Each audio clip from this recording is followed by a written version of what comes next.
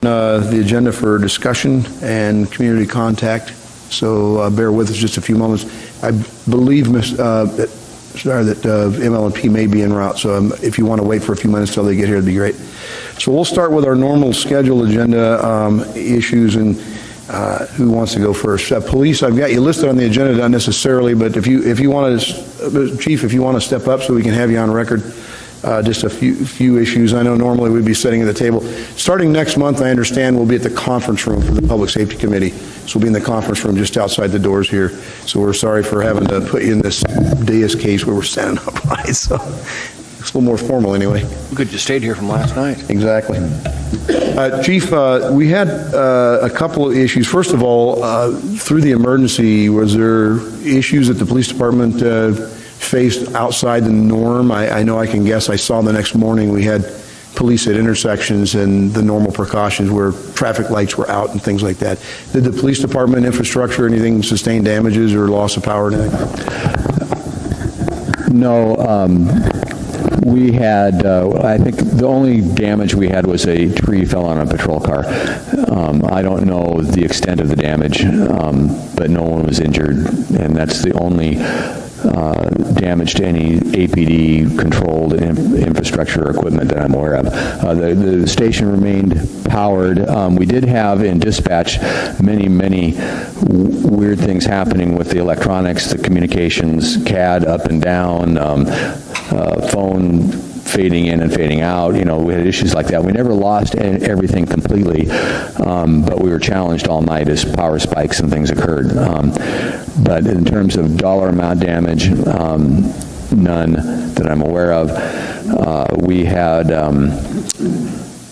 you know, we used a lot of officers for traffic control at intersections, in some cases directing traffic, in other cases we spread ourselves thinner and just put flashing lights in each intersection. I know some people were critical of us for not directing traffic, but it would have caused us to address fewer intersections, so we sort of had a layered approach there.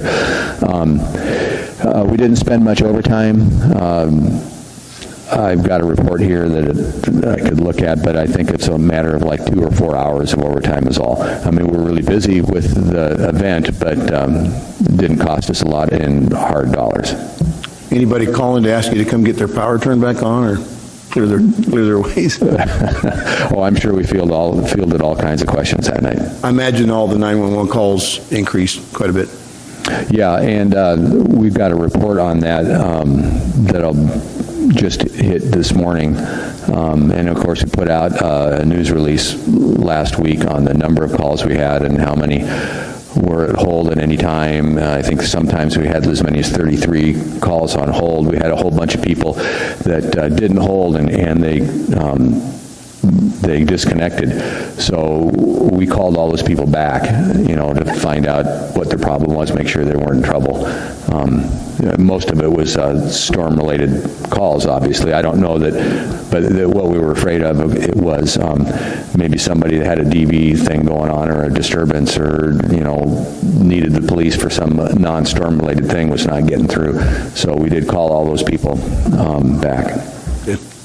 Rumors, just rumors of looting, any of that going on while the power was out? I haven't heard of any of that. Okay, I just heard someone, it was a radio, some looting happening somewhere. I didn't hear anything more than that. It was just a kind of a gossip thing from a neighborhood conversation. I hear there was looting when the power was out. I know that happened. I can't tell you categorically that nothing like that happened, but I just haven't heard any reports of it. If it occurred, it was minor and nobody's running up the chain. New Orleans.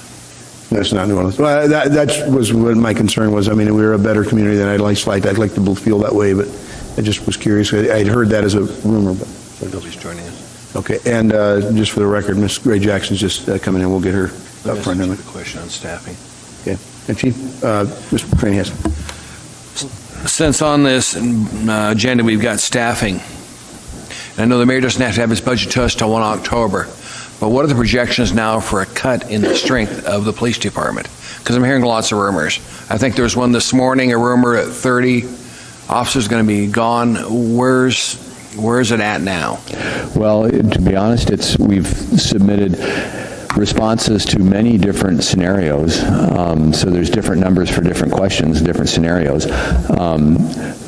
Today, we were looking at hitting a target value of more non-labor cuts than we had before. A couple days earlier, we were looking at non-sworn cuts, so rather than sworn cuts. So we're looking at a variety of different things, and none of them are final yet. And actually, I don't know that. I'm not sure how to answer your question. Okay. Because I can tell you potential That's right. I'm not numbers gonna put you on in the theory, spot. but I don't know if those Wait till numbers are October. approved or accepted yet, so. Let's wait till 1 October then. I don't want to put you on the spot. Are the troopers contacting, do you know if they're contacting our police officers? They Trying are. to get them, so they're harvesting our police force? Because I know at one time, we were going to the troopers and telling them, hey, come join us. We've got a better retirement system for you. But I was afraid they were going to start harvesting us this time. I do know that the troopers, I think today, this morning, visited the lower seniority, the recruit academy and the lower seniority officers. The lower 30 or something? Yeah. And because the troopers do have openings, and so it would be to their advantage. If we end up having to lose trained officers, it would be to the advantage of other departments in the state and the troopers to pick some of those folks up. So naturally, they're interested in talking to our folks, and that conversation happened this morning. Thank you, Chief. And to that end, somewhere there was a survey being done, I think it was by your HR section months ago, reference projected losses of retirees, people that, and I think there's something in the contract that there's an incentive for people to leave by a certain date if they want to catch up that. That's right. Deferred. You know What occurred on that was, back in 2008, I think it was during acting Mayor Clayman's time at the helm, there was an effort to negotiate delaying the kick-in of negotiated labor raises and stuff to in the contract, and the union agreed to push those off until this year. Now, in order to get that vote to pass, they had to overcome the hurdle that some of the senior people would retire and they would miss eventually ever getting any of those benefits. So if you retire, they worked in something in the agreement says that if you retire before the end of 2013, that you get a lump sum payment that offsets what you didn't get by foregoing those raises. So there's that balloon, and there could be a number of people, a whole bunch of people leaving anyway at the end of 2013. We took a survey to try and measure how many people would likely go, and I think the number, if I remember correctly, is somewhere, 18 said they absolutely were going to go, and up to, I think, something like, I'd have to go back and look, but I think it's up to 32 maybe, are possibly going. So the number's probably between 18 and 32 that would retire at the end of 2013. And I know we had put some money in preparation for an academy in the spring of 2013. Any movement on that at all? I guess with the budget talks that right now, that may not be an issue, or? I can't see any possibility of an academy in 2013. I think we would be doing well to maintain. We'll have to discuss, I guess, the funding that we had put in for that in preparation. I don't know if that was absorbed, maybe the administration, I don't know, city manager, somebody. It's sitting in our budget. It's sitting in our budget. I don't know that we've spent it for anything yet. Okay, we may have to look at an adjustment. If we're not going to have an academy, it's disappointing, but mostly because of the concerns of loss and attrition, but I understand budget challenges just as well as anybody. Okay, and then I guess the other item on the agenda, Chief, is the fleet. If you remember, there was a discussion real recently. I know I had some concerns about money that gets charged by, I don't know if it's the IGC funding money or if it's actual money comes out of your budget cash-wise, for fleet management / replacement of fleet. So my understanding is you're paying, the department's paying, even though vehicles are paid for per se, there's a monthly rental fee, if you will, or lease fee or whatever that goes to fleet management. I think the sedans are somewhere north of 500 and the SUVs north of 600. Some years back, I understand they did away with the motorcycles and the smart carts because they were charging them every month for those fees. And I'm concerned about the shelf life, I guess, the service life of the vehicles. Where are we at? Are we able to continue to purchase vehicles, or do we have enough in the vehicle fleet? I mean, I guess I'm concerned that we might have 20 or 30 or more vehicles that are well over 100,000, pushing 8, 10 years old, and we're fortunate with the home car program, as you know, to extend the life of most of these vehicles, but these are emergency vehicles. These aren't just regular sedans you can make last another year just because you want to wait and watch your budget. So I'm concerned about where are we at, I guess, is Well, there's probably two vehicle purchases you want to talk about. One is the one we just made, and those vehicles are arriving right now. And regardless of any downstream budget issues, we need to get those cars and get them on the road and retire some of the high mileage pieces of equipment that we've got. So that's going to happen either way. Now we have another purchase in the works. And frankly, I've asked purchasing to hold up on that for a few days because I'm trying to wait for one of the budget proposals that we've submitted would involve not making that purchase, and if OMB will let us, take those contributions and offset staff reductions in personnel. Now, if we were to do that, then we would lessen the potential need to lay people off. But the flip side of that is we'd be driving older cars with really high mileage on them, and so there's some risk there. We may have to do things like curtail how much we drive to try and stretch the maintenance on those and not run them up. It's a give or take. I also think I think that vehicle buy may be subject to some scrutiny anyway, because in this environment, buying a bunch of new cars may be difficult to explain anyway. But we're waiting for a ruling on OMB as to whether or not we could reuse those funds in another way, or if they're committed to buying vehicles and that's all that can be done with it. And if that's the case, maybe we do decide to go ahead with the vehicle buy. But so that's a question that's out there that we're wrestling with today. that may be something we need to discuss too. As far as, is that cash money coming out of your account from your budget, or is that IGC money, or how does that work? Well, I'm trying to get my mind around it, frankly. I think the situation is that we paid cash out of our operating budget in the forms of monthly payments into this fund. We essentially, Fleet Services buys the vehicle for us, and then we make a monthly payment back to Fleet Services. It's around $700 a month per vehicle.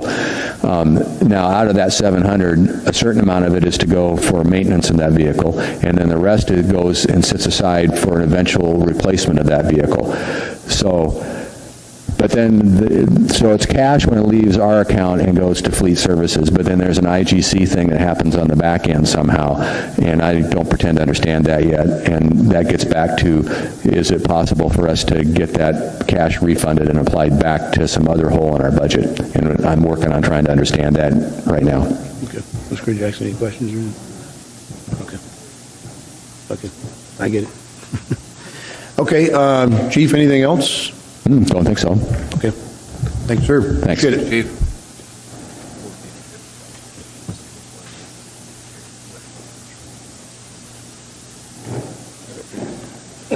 Very good. Chief Bushu, for fire, we had a few questions.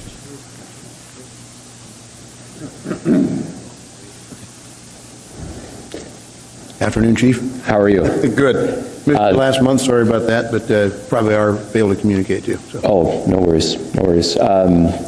As far as our budget goes, I would imagine that's the pressing questions that you have, and I think the police chief did an excellent job of answering, and I would just take his answering and recycle In it. other words, no comment until until the budget comes out 1 October? I have, this has been a daily, as you can well imagine, daily evenings, looking at our budget, looking at different ways to do it, going back and forth amongst ourselves in the fire command, and going back and forth with the city, going back and forth with OMB, trying to get on the same sheet of music, and trying to determine what the cuts will mean, et cetera, et cetera.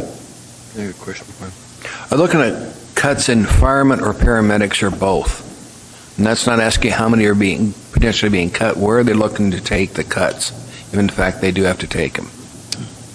We, not to confuse the answer, we do have paramedics and we do have EMTs. They're all firefighters. I know. The bulk, as you well know, the bulk of our budget is personnel and all firefighters. Has to be for what you guys do. Exactly. And so if they say cut X amount of dollars, that equates to X amount of bodies, it will be firefighters, whether or not they have a paramedic certificate. Any layoffs that were in the future that would come are based on seniority, last hired, first fired. Okay. What does that do if there is projected cuts of staffing? What does that do to our SAFER grant monies, and aren't those the last folks hired under the SAFER grant? Not to get it too confusing, but as you know, we have been asked to restrict our budget, restrict our funding, et cetera, et cetera. Part of the stipulation of the SAFER grant is you don't incur vacancies. People leave, you have to hire them. Now, we have been able to talk to the SAFER people, explain the situation we're in, and they have agreed to allow us to accrue vacancies. So far, eight vacancies. So how does that affect when and if layoffs came? It would, again, simply be that last hired, first fired. We cannot lay anybody off. I mean, I say we cannot lay anybody off until after May of 2013 without jeopardizing that SAFER funding. Ms. Gray-Jackson? Mr. Bashou, our chief, my understanding is there were 3 medic rigs that were purchased, I want to say last year with Chief Hall through the purchase process. I understand they're here, but not quite in service, or is that status changed? Can you explain what's going on with those? I can. It's not a pretty picture. The ambulances, of course, very high mileage, very busy. We go out to bid. We bid for ambulances. We've got 3 of them. We rotate them through very quickly. And I'll keep it in simple terms. These ambulances came. They arrived in Anchorage. I could show them to you. They look very good from the outside. They look like a new ambulance, and that's part of the problem. We got them up here. Okay, we start putting our radios in them and that sort of thing. Our mechanics, of course, start partially disassembling them to get the radios in, do all that sort of stuff, and it was, I no other way to say it, it was disgusting what they found in these ambulances. You would take a panel off a door, and the poor workmanship was immediately apparent, and it of course, caused great concern. So it came down to looking at what we had, looking at these ambulances, poor workmanship throughout, and we cannot put them on the road as they sit right now. We immediately went to our purchasing people. They have stepped up amazingly well. It's generated a tremendous amount of work for Muni Purchasing. We are, for lack of a better term, starting to duke it out with the company that sold us these ambulances, and it is really, purchasing is carrying the water on it. I'm not happy about it. Nobody in the fire department's happy about it. They're very expensive. We got them up here, and they are very, very poor condition. In retrospect, looking back at it, there were certainly what should have been some red flags to us going through the purchasing process, but they weren't. We'd never dealt with this company before. Things like that, they should have caused us to have a heightened concern, and they didn't.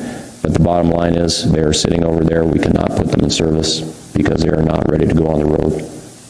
Ms. Gray-Jackson?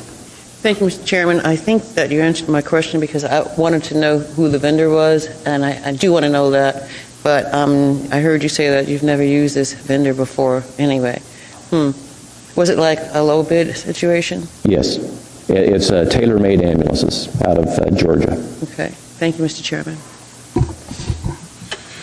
And as to the windstorm, assets tied up, I'm sure, different calls. Any medical emergencies as a result of the damage other than, I suppose, stress? Anything that... Not to our personnel. We did have a couple of pieces of equipment get damaged. Some of our facilities, like everyone else in Anchorage, power went down, but we had our backup generators step into gear. We, of course, as you probably did, knew the windstorm was coming, and we did bolster our staffing, bring on an entire extra crew, put some additional staffing in dispatch. Just like the police department, we had some rocks on the road there with computer crashes and that sort of thing. But overall, I would say that it went very well as far as the fire department went, both for the actual events and the subsequent follow-up and damage assessments. Next question on that, I guess related, is, well, two things come to mind. One is concerns over the wilderness rescue team, where I guess they are stationed up on, I want to say, is it Rabbit Creek, way up on top of the hill? Yes, we don't per se have a wilderness or what we call backcountry rescue team. If we did, and when we did previous, they were run out of Station 10 in the Bear Valley area. Bear Valley. Yeah. And so that they're no longer, I mean, I realize there was some reductions or redeployment. During the reductions, we looked at all our special teams, which we have, as you know, a number of them, and we looked at that was one we just had to cut in the last round of budget reductions. It's one of those things where, we're not really happy about. We do want to provide that service when people call us, but it comes down to a question of jurisdiction and of funds available to do the job. Good. It's a concern, of course. We're surrounded by state and national parks, and a lot of our residents and visitors travel, and of course, I know the state parks has 2 or 3 rangers, and I think they have, of course, the troopers do assets with the helicopter. They're the only ones that I know of, other than the military, that has them. Yes. So, other than summertime, obviously, contracts. But And our, in a nutshell, our response is we do hand that over to troopers, particularly in the state parks, because that is their statutory responsibility to deal with those sorts of things. concern is, of course, injury, and not only our response. I mean, it's the old where does it end, where does it start? I mean, Yes. We'll send a medic rig or an engine company to the parking lot, that's city property. As soon as it gets into the state park, of course, they cross the line. Then obviously, we're not going to send turnout gear firefighters all the way in the middle of We try not to. park. It's not a real sound thing, but anyway, there's a whole lot to this. I know there's a whole bailiwick to discuss. I'm just concerned about that. And then damage assessment. Did you guys go to emergency response where engine trucks or companies were out doing windshield surveys of damages that were going on to municipal facilities, infrastructure, things like that? Yes, not during the windstorm. We were busy enough just going call to call, as I'm sure the police department was. But we were asked to do a systematic windshield survey of the city of Anchorage. Every road in Anchorage was driven by a company, checked off. Any damage that they could identify was sent to the Emergency Operations Center just to collect all that damage. So yes, every street in Anchorage had a fire apparatus drive it. Good. Thanks, Chief. Anything else? Thanks, sir. Okay. Appreciate it. Okay, we're gonna save you just a minute because we got a kind of nice segue into the utilities here. So, Health Department, Sweetmeyer and Company.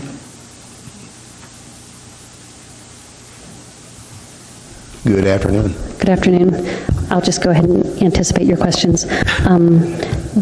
Just yesterday, I was on leave during the storm, and where I was, there was lots of sunshine. Nope. I'm pleased to say.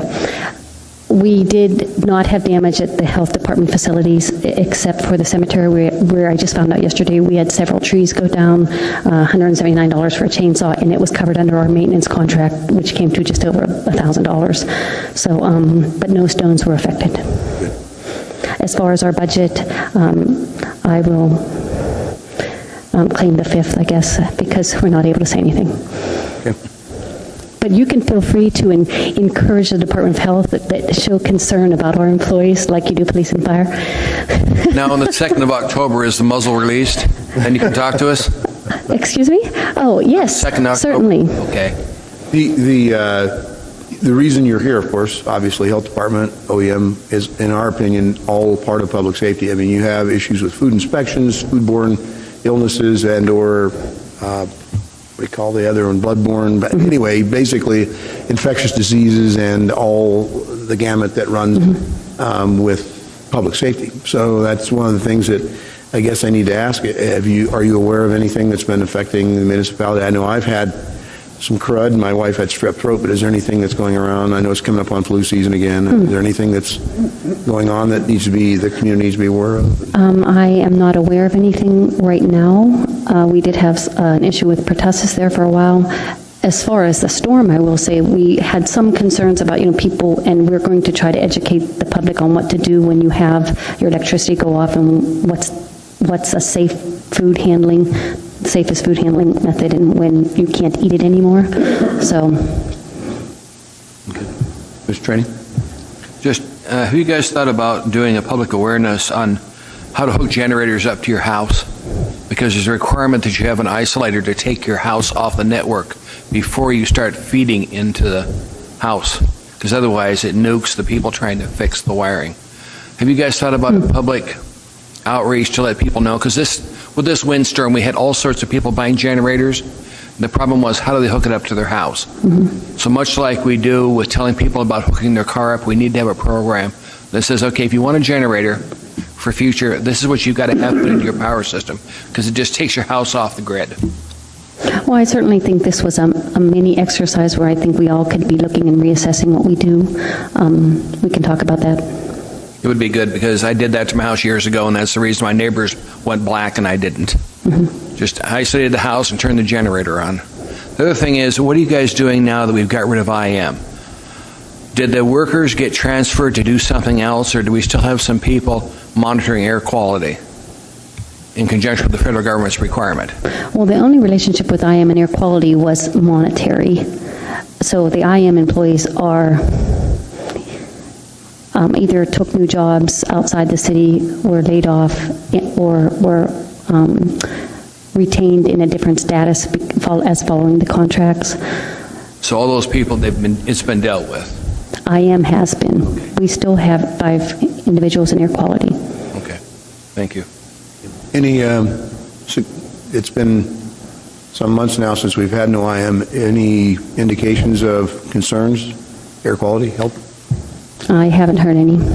As far, well, I mean, I think guess people are at some thankful point for we'd the like savings. 6 months post, maybe a year post, to see if there's been any increase or spike in concerns as a result of, not needing I realize technology's caught up most of the production of vehicles and such, but it wouldn't be a bad idea to kind of be able to report back to find out. I'll ask that formally. I suppose we can send that to you. Okay. We'll have fun with budget time. Anything?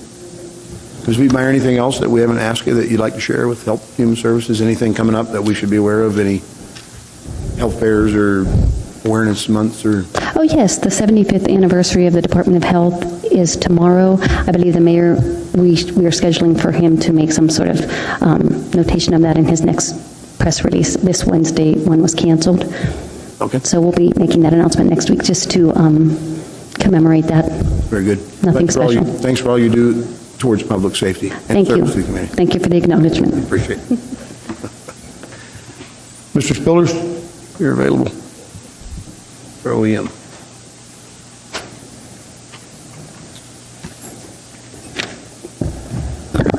And I guess acknowledge OEM is, again, part of the piece, but answering directly to the municipal manager's office, correct? That's correct, yes, sir. Staff of 4 still? It's myself, 3 operators and 2 support personnel, 5. Fine, okay. Very good. Issues or concerns on budget for 2013? No, we're looking pretty good. We're not going to experience a cut or anything like that that would diminish our ability to carry on the same level of service. We get a lot of grant funding from the state, and those kinds of grants that would affect staffing levels, we're not expecting to get reduced on those or anything. Okay, very good. Well, I got a huge question then. We're Sure. segueing into, and next up would be our utilities. But when it came to the windstorm, obviously, a large part of the town lost lots of things, and communication was one of them, and certainly power was probably the key forefront of most people's concern. Can you explain briefly what was the status of the EOC, emergency management at that time? What response did we have? Yeah, sure. I know Mr. Michaelis gave a pretty good summary last night, and then he just did as well over here at the LEPC meeting, but kind of generically for the time we got here, pre-event, I would characterize things as either pre-event, during the event, and then post-event. Talking about pre-event, what we did was, when we get an indication that there's a significant weather or something like that, we notify our other departments. Now, the significant weather event, we get notification is access to the public. We get that from these are public announcements we get. So we make sure all the departments get the word on this so they can begin to prepare, particularly if it's going to go during non-working hours or over a weekend or something. And then we drop what we're doing. We go from our normal operations to a response operations level 1. What this is primarily it's just OEM type of personnel at this point. And we, like I say, we stop what we're doing and we begin interfacing with those agencies directly dealing with the hazard and the threat. So we did that. We began talking with the Weather Service, the state, put the word out to the other departments, and we began monitoring the weather. If we suspect it's going to be on a level to create a need for mass care, we engage the Red Cross or some of those other agencies. Likewise, we keep the school district in the loop as well. We notify them. Then as we approached the storm, what we did was we maintained a response operations level 1, and we monitored the situation. And by that, what I mean is we're on call to return to the EOC. It doesn't mean that the EOC is not activated. It's within 30 minutes we'll have somebody there. So we monitor the calls throughout the evening, confer with the municipal manager, and then probably it was, I think it was probably about 3:34, we talked with the municipal manager. He had been monitoring the calls as well based on the inquiries we got and the calls we've been receiving. We went in and activated. We weren't getting any significant damage reports or requests for assistance from hospitals or mass care kinds of issues. Most of the calls, my understanding, were related to, specific things about down power lines, damage kinds of things. So we activated. The first thing we did was, reach out and try and contact those agencies or those critical agencies to see how they're doing. The hospitals, they were on one form of emergency power. We immediately to contact the energy utilities as well, and to get some idea of the picture of how widespread things are, when we could anticipate things coming back up in the areas affected. So we did that. The hospitals, they were all on some form of emergency power, but had no immediate needs or critical shortages, or we were told no adverse impacts to their capability at that time. Now that sort of goes up and down based on different staffing and a whole lot of other factors, but we were able to talk with the primary hospitals. Then we also checked, the primary concern is the city and its services, its ability to deliver services. So checking to see what, IT systems were up, are those things being affected. And by and large, by 7 o'clock in the morning, everything is pretty good for the city. The intersections are there, the cops are deployed, the fire is responding, and the city's open for business by 7 o'clock in the morning. So there's a sense of return to normalcy. The wind event had subsided, so we still monitored the calls, and I think what you're looking for at this point in time, what we're looking for in this point in time, in terms of the calls, is still are there mass care issues? Are there, this would be sheltering and feeding or mass casualty kinds of events. We had nothing to indicate that, so it was clear that we were shifting from a mass care situation to individual needs. Now, our 211 call center was up and running at 7 o'clock this morning, normal work hours, and so they engaged that piece as well. People were being referred to 211. They would take the calls. We got a few calls referred to us, but they were able to pretty successfully, between them and the Red Cross, field the calls and channel them to where they needed to go. Once again, it wasn't a lot of damage reports. Those kind of reports are going in through other channels, but it was, getting a sense for what kind of needs people had. A lot of them were without power, and their big question was, well, when's the power coming up? Because that had a determination or had an impact on which course of action they were going to take individually. We were looking for other things like, the other kinds of calls they got were, we had a few folks that had oxygen generation problems. They went to the emergency room. A few dialysis issues, same thing. Once again, it's individual types of problems. We didn't get any calls for people had significant enough damage where they had to leave their house. In other words, it was uninhabitable. There were some with individual damage, and some people chose to do that, but it wasn't reported to us as a mass shelter kind of event. So once again, we're trying to gauge what's going on here, and we continued, through, that was Tuesday, Wednesday, all through Wednesday, Thursday, Friday, and really by Thursday, the calls were dropping off between what the 211 was getting and the Red Cross were getting. Once again, these were individual care kinds of things, but we were concerned about the prolonged power outage, how long that goes on, does that create needs that we didn't anticipate. So we maintained the EOC Operations Center, Response Operations Level 1 through the weekend. So we were there on Saturday and Sunday, both Saturday and Sunday. We got some calls, but not a lot. We didn't maintain the call center because the volume of calls had dropped off. Red Cross, we're in constant contact daily with Red Cross and both the power companies, once again, monitoring the situation. There were some calls or concerns where we had situations where there were groups of people in particularly some of the harder hit areas around Muldoon, apartment complexes or something where they were on well water, and when the power went out, whoever ran it called us and wanting to know about water.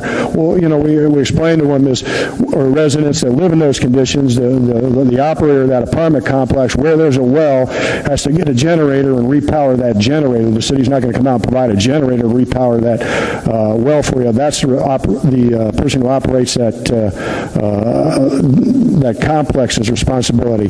Likewise, we got a few calls about, one or two, not complaints, but calls that there might be refuge problems, freezers and people throwing rotting meat in a way. And I know Department of Health deployed some folks out to take a look at some of these areas. Once again, Alaska Waste or those private agencies that service those places, the operator of those places has to coordinate with those agencies to come and do the pickup and those sorts of things.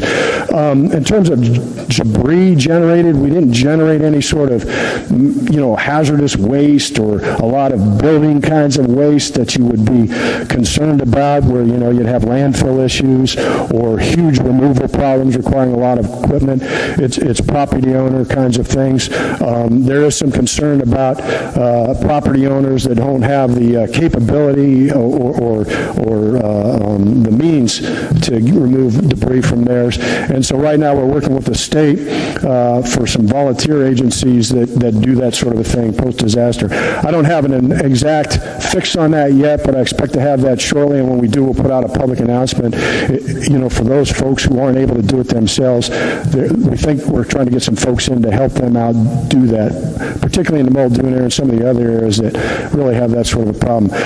We've met with the state folks. The state was really good. They assigned 2 disaster specialists, if you will, to work with us. And the first thing we talked about was, well, what's the magnitude of this and how do you measure? So there's a process and some criteria for doing a preliminary assessment. That's really where we're at now. And as Chief Bashew and Chief Mew indicated, they were an integral part of this. They've driven every street in Anchorage, getting an idea, taking pictures of how widespread the damage is. Well, along with that, our real estate appraisal departments deployed people out, and they look at specific residents in areas and numbers of residents in specific areas and look specifically at resident damage. And I got to tell you, it's not coming back in the hundreds of thousands or anything like that. Certainly there's damage out there, but there's not much of it you would categorize as even moderate to major. It's mostly minor damage. There is some that's out there sporadic, but it's not in large groups. A lot of it's, once again, the tree falling on something or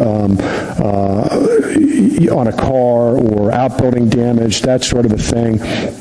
That's the primary damage that is to the residential areas. As I said, there's no municipal damage. There's not a lot of critical infrastructure damage that we see right now. I'm sorry, business damage to local businesses. As you know, we have the 2 surveys out, and if folks have problems with filling out those surveys, they can't access a computer, they can call us and we help them do that. So that's ongoing. We've gotten some response, but more than half the people who responded reported no damage, and those that do report damage, most of them report that the damage is such that insurance costs will cover it. So the criteria we're looking at for this preliminary assessment includes the business community, the residential community, critical infrastructure like hospitals. So we're working with them to get some specific information, their response costs as well as their damage costs. Likewise, with the utilities, we're working with them to capture what their damage costs would be and their response costs, and the telecommunications folks as well. Those are sort of the high dollar end where you're going to see damage, not so much on municipal structures or property or residences. The high dollar amount's going to come from those high end items sorts of things. Well, and I guess that begs the next question. Are you tracking, I asked a question to the municipal manager last night, I don't know what the timeline is. I know that we have up till, I think, Wednesday to determine if we need to apply for state aid through a disaster declaration and such. Are you tracking, are you helping to track the amount of damage and cost on municipal parklands, municipal property, exactly. things of that nature? Yeah, exactly. Because, one tree is, I think somebody mentioned earlier, at the cemetery, $1,000 or so, but if you've got 1,000 property and $1,000 times a property, it adds up pretty quick. So yeah, exactly. I'm curious to see what the damage numbers would look like, and would like to know. Yeah, and you got to bear in mind, this is not the claim. This is just the snapshot to see if more assessments is warranted. All this does is give them a picture of, you guys really have a problem here, you're going to need some help. So based on this snapshot we're going to take, or it's more than a snapshot, I don't want to understate it, but in terms of this initial picture, we'll make a determination if it's significant or not to move forward with a request for assistance in the form of a emergency proclamation. When the state gets this, they review it, develop a fact sheet, and they have a board, and from there, they make the determination whether they're going to handle it there at the state level or move it up to the feds. And once that determination is made, then we begin to get into the real details. And I think that would be probably the information you'd be really interested in, is how we tally this up. And they meet with individual homeowners and businesses, and that's where we really flesh out the details. But certainly, we'll give you some idea if this moves forward with an emergency proclamation, what the costs are that we were able to gather, and how we looked at this, or the picture we were able to paint based on the time frame we have. We have to have this up there within 14 days, so what we're trying to do here is we have to consolidate all the information. So beginning tomorrow afternoon, we've had those feelers out. We'll begin to consolidate and package this information and sort of synthesize it and evaluate it, and then make our recommendation to the administration on where to go with it. And then from there, once that determination is made, then we'll know where to go with the state in it. If the state does decide that, they will appoint like a disaster assistance team to come down here and work with people and reach out and touch those agencies that'll come down and provide assistance. It may not reach the level where individual assistance, because we don't have a lot of residential damage, where mass care issues that would be created by, large portions of the population displaced, or mass casualties, or those things. And they have their own criteria for evaluating that. So it doesn't look like we have a lot of those kinds of damages, which would open up the door for low-cost loans and that sort of thing. I can't really speak to that, but somebody would if we did find that sort of thing, or if we were to go down that road. All right. Well, I have one critique, if you will. It's meant to be just that, and that is from several constituents. As you can imagine, we were getting calls, and it was acknowledged last night at the Assembly meeting by the administration, certainly communication. For instance, one example for EOC, emergency management, the number that people were trying to get into, not 211, and frankly, the radio stations that I was able to get, like Mr. Training, I have a transfer switch and a generator, and I wasn't listening to I wasn't hearing anybody advertising the 211 system. If you have power outage or you have a dangerous or emergency situation, contact 211. I wasn't hearing any of that. Yeah. And frankly, the numbers that they were calling that's in the book, phone book for EOC, they were getting, on Friday and Saturday, they were getting a message that says, we anticipate high winds in the Anchorage area. That was probably phoned in or left on the recording on Monday or Tuesday before the high winds came. And then it says, if you got an emergency situation or a location where someone needs assistance, please call this number and let us know or leave us a message. And then oftentimes calling in, and my next question will be to the utilities, calling in and getting nothing but a busy signal or getting a message and no one ever calling back or contacting. So communication, coordination of communication, education, and information, I think is key, particularly, I can tell you that, not to blame anybody, but to say that the news media did a pretty good job of saying, hey, we got high winds coming, gust expected on the hillside and the east side of town, now I'm turning an arm up to, we knew this for 2 days. 2 days, I saw it myself, I heard it in several sources of the media. But after that, it was like everything was quiet. The only thing you could hear was talking about people saying we're Alaskans and we're tough, and if we're out in a rural village, and well, we're not. We're in a major infrastructure, a major metropolis area, if you will, and there are people that range from young children to the elderly. In some cases, like my case, very disabled. I had a bulging disc. I couldn't get out and cut trees and pull of the debris. Mr. Chairman, I need to leave in 10 minutes. I just wanted to let you know that. Yeah, Thank you, Mr. Chairman. Good. All right, so we'll get back in touch with you. Reference add just one critique. Anything? Very good. If I may, though, and I understand that's a good point noted, but actually, I think there was a lot of information out there, and you're right, and that's a point noted, telephone conversations, but following the event, considering the magnitude of the event, I think there was sufficient information out of there.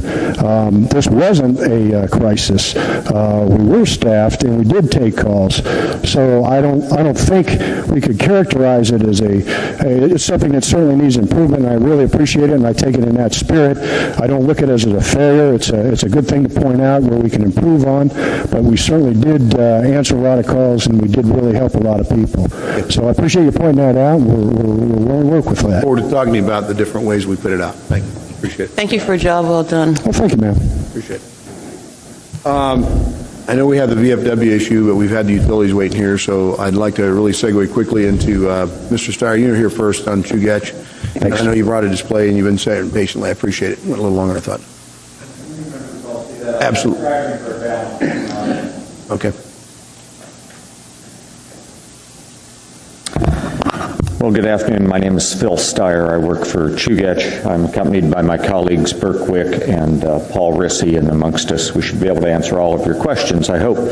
I have a display here I'll use. I realize it's difficult for everyone to see, but I'll use my laser pointer here and point you through it. I'd like to give you an overview of the event from Chugach's perspective. This chart is organized in terms of time, left to right.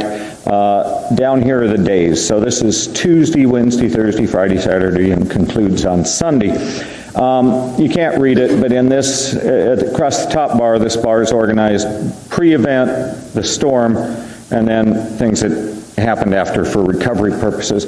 Just to let you know, we, as was noted, heard that there would be a storm. The storm was not a surprise, and Mr. Chairman, you're correct. The Weather Service and others did a good job getting that word out, and frankly, we appreciated it because there are activities we did the day of the storm to be prepared. For instance, crews were held over, contractor crews, or contractors were notified that we may need crews from them, other things that we began to do to be prepared. Then Tuesday evening, beginning about 6 o'clock, the storm began. Now, I know this is very hard to see, but up this left-hand axis, we've got numbers that denote the number of outages. And this line right here comes up and spikes at 31,000, basically. So the first night of the night of the windstorm, Tuesday evening, we had about 31,000 metered locations without power out of 80. And if you do the math, they say don't do it in public, so I did it ahead of time. That's just under 40% of our customers, roughly, were out of power at peak. you notice that line falls off dramatically. Within the first 24 hours, we had 85% of our customers back on. But we did have a lot of folks affected, no doubt about it. That evening, we were responding with our own crews. When we do that, just as our colleagues at ML&P and Matanuska Electric, we don't try and do everything at once. You know, I'd point out in the lower 48, I think the most common protocol is many utilities don't even go out until the storm's over. Well, we strive for something that's a balance between safety and a response like that. So what we do is we do triage, basically. We respond to things that are accessible, they're going to affect a lot of customers, and they're not dangerous situations.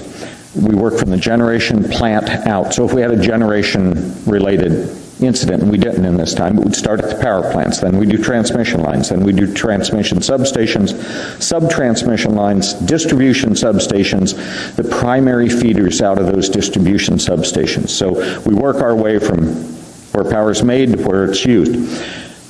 And we addressed all of those issues on the night of the storm. We had 3 transmission line, we had no generation problems. We had 3 transmission line outages. We had no transmission substation outages. We did have some sub-transmission issues. We had certainly neighborhood distribution substation issues, and we had up to roughly just under 24 primary feeders that the breaker locked open on out of a distribution substation. And a primary feeder, you get into a distribution substation, each one of which, let's say, serves 3 to 5,000 customers if it was a residential situation. Might have 3 to 5 feeders, each one nominally serving 1,000 customers.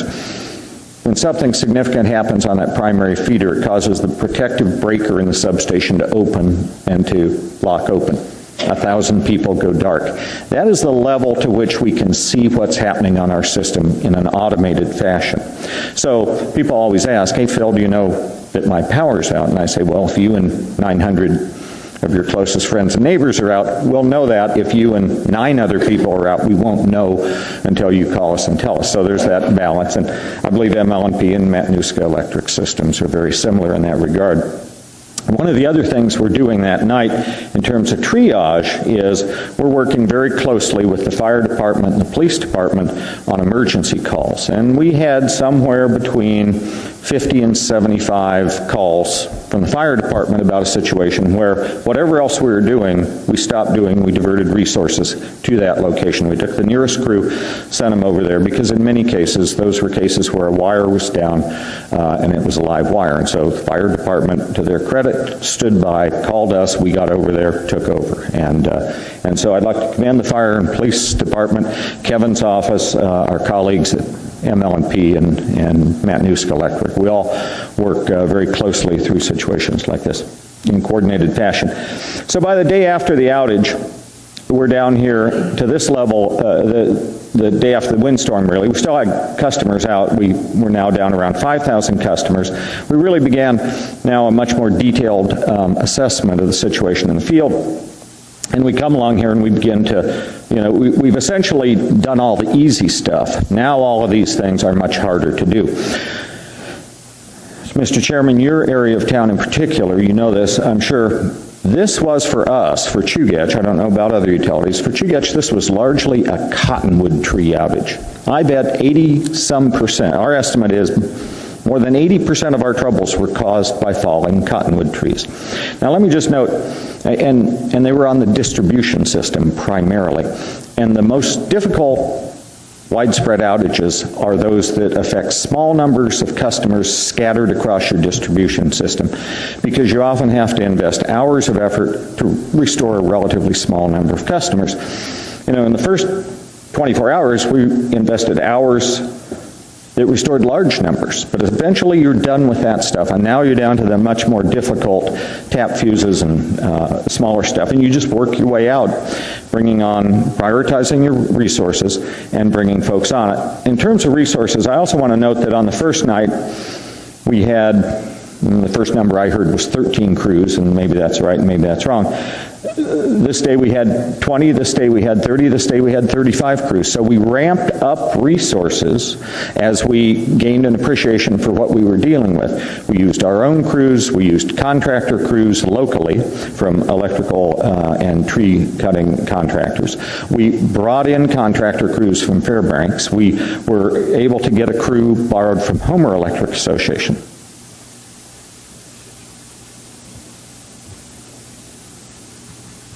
Do you have any questions?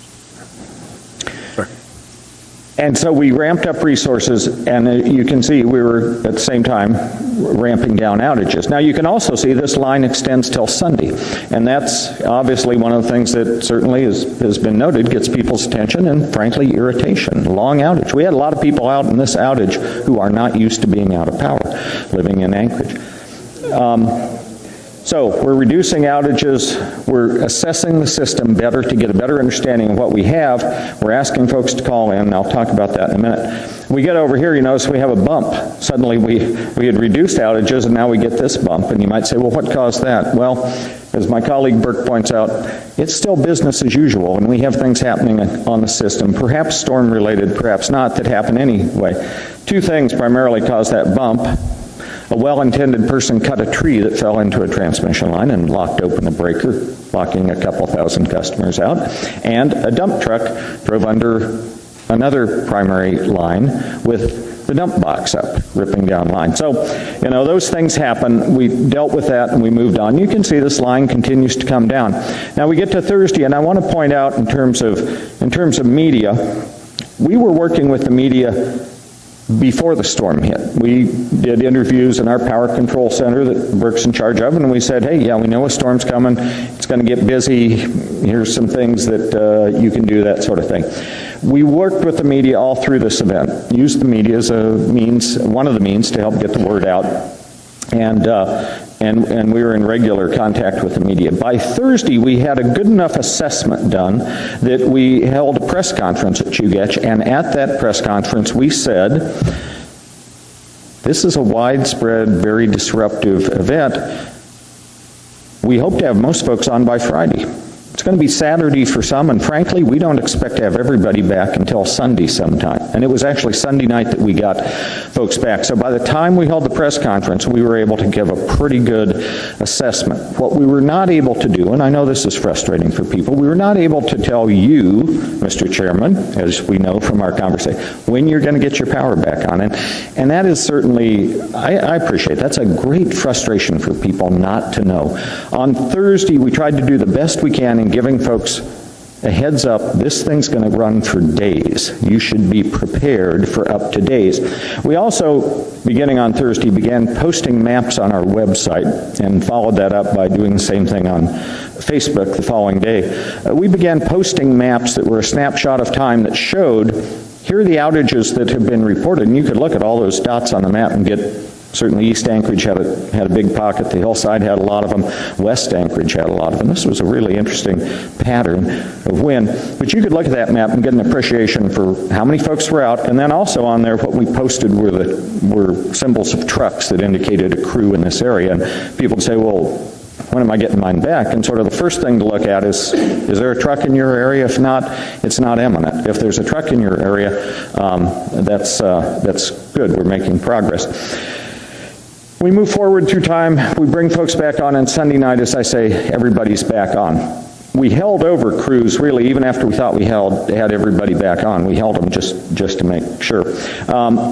This line right here, which no one can read, but I'll tell you what it says. This is our response to customers calling in, because certainly you've noted in letters to the editor and unhappy blog comments and other things, people said, well, hey, I called, I got busy signals, it was very frustrating not being able to get through. We handled about 11, the numbers are on here, we handled about 11,000 calls. About 2/3 of those we talked to somebody, and about 1/3 of those folks elected the option of reporting their outage being the automated system. One way or another, we handled a little more than 11,000 calls. Sounds good. We recognize, looking at the numbers, that represents about 1/3 of all of the calls that came into us. So certainly there were calls that weren't answered.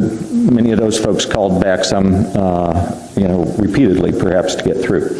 And we are, I guess, I'll stop here and give Jim a little bit of time, but I just want you to know that in this instance, as in every large outage, we take time after it's over to get together, to huddle, to reflect, to do lessons learned and say, what did we do right? What could we have done better? How can we improve? Are there technology changes we should embrace? Are there work rules issues or personnel changes we could do? Is there a procedure that we've got in place that didn't work very well? So we've held a few of those meetings already. We have really our large wrap-up will come on Friday of this week. So I just want you to know we are self-analytic when these things are over. We do take a pretty hard look at ourselves. Mr. Trainee has a question. Phil, a question for you. Can you give a friend of mine a call, Joe Andrus, owns Great Northern Guns?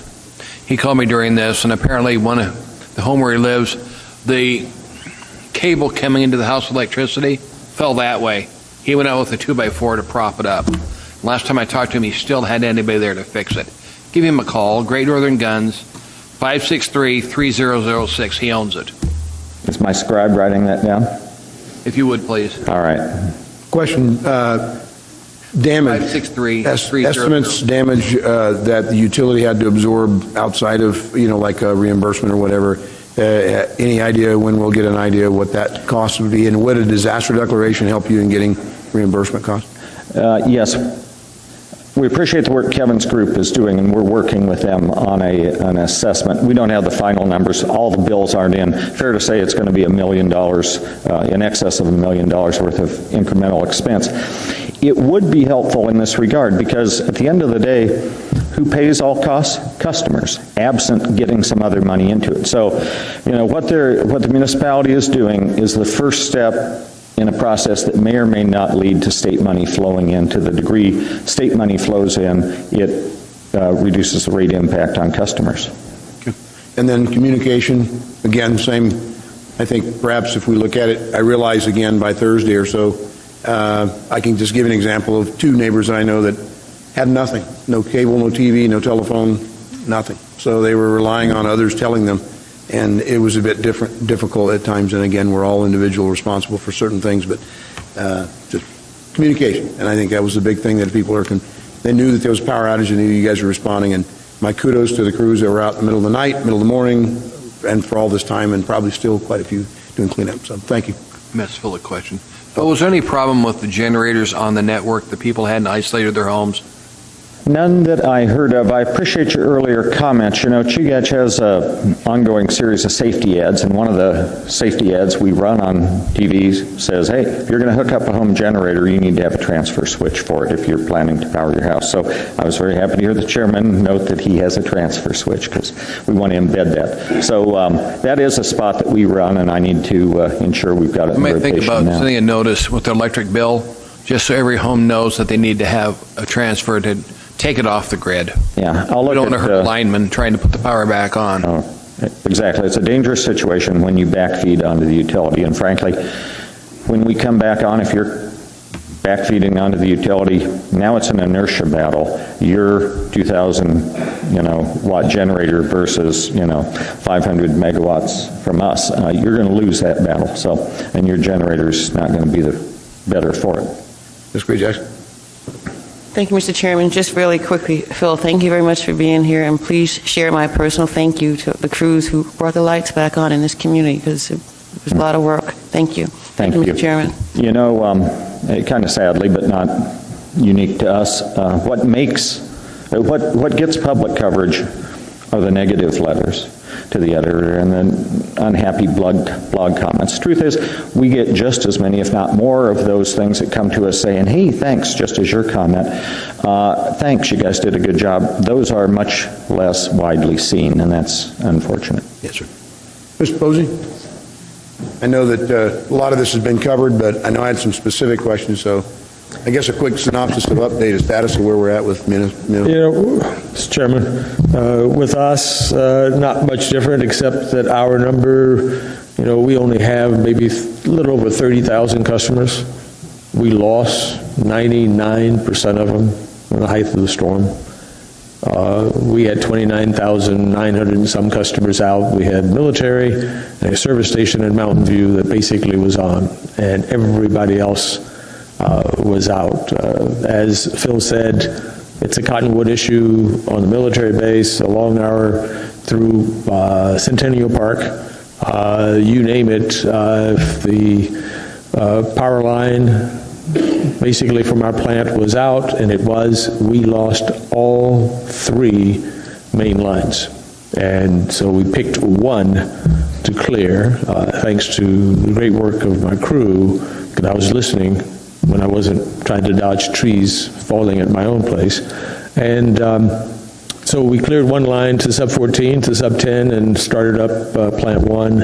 And then, like everybody said, especially the EOC, before that, they had problems.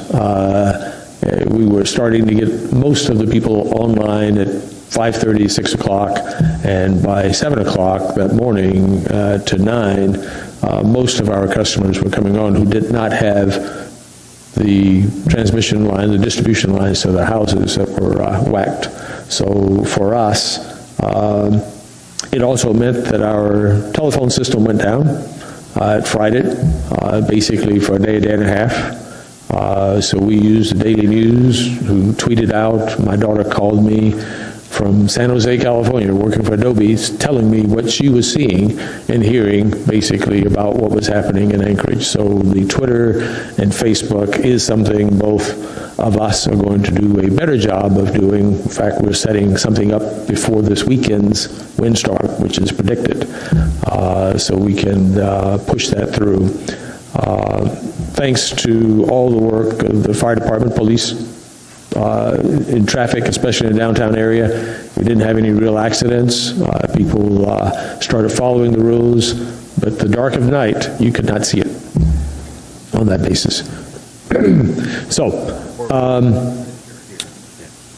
we did have a safe restoration. None of our crews were injured. I worried, like Phil did, sending your crews out during the height of the storm. And so by the time I made it before midnight to the distribution dispatch center, I told them, let's keep it safe. But I knew some people were going to go up in these trucks with the wind gust still at 45, 50 miles an hour, which is the only way we were going to get power on. And those guys felt the wind, and one guy told me it was like the commercial that you see on TV where your food fights. And he said he was in a line and the tree would slap him. And he'd untie another piece and the tree would slap him again. But he was not hurt, and we did get the power on. A number of our customers, like Phil said, thanked us for what we did. We had lots of other customers who were out for more than 2 days, and it was a hardship. But one of the things that we did do is that because the telephone calls couldn't come in, and we may have missed some of those that tried to go into the automatic system that Phil has. We call ours Porsche.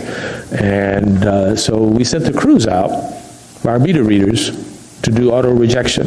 In other words, just drive through a neighborhood and see how many meters were not responding. And we found a lot of customers, whether they had called or not, they automatically went on our list for repair, and that way we were starting to use our smarter grid to try to help us through this. It had never been used before, but we feel comfortable now that it is a really good way to do it when most of your communication system is failing on you. You can use the trucks, which always have power, to go out and get information in neighborhoods about how many meters are not responding and how many of them are next door to each other, which means you've got whole sections that are out. So we feel pretty comfortable that we have another tool in our box to do. And so we're going to do our first scrub Monday morning as to basically what happened, how can we do a better job in communicating, but also responding, and what new tools do we need to do that? And one of them is probably going to be a new phone system, because this zapped us. You had power concerns too, right, on your own distribution or your generation at your plant? Did you had power? No, we just couldn't start one plant up. You need to black start a plant, and you need power to do it. Okay. And that was once we got power to Plant 1, because it was not operating when the storm hit.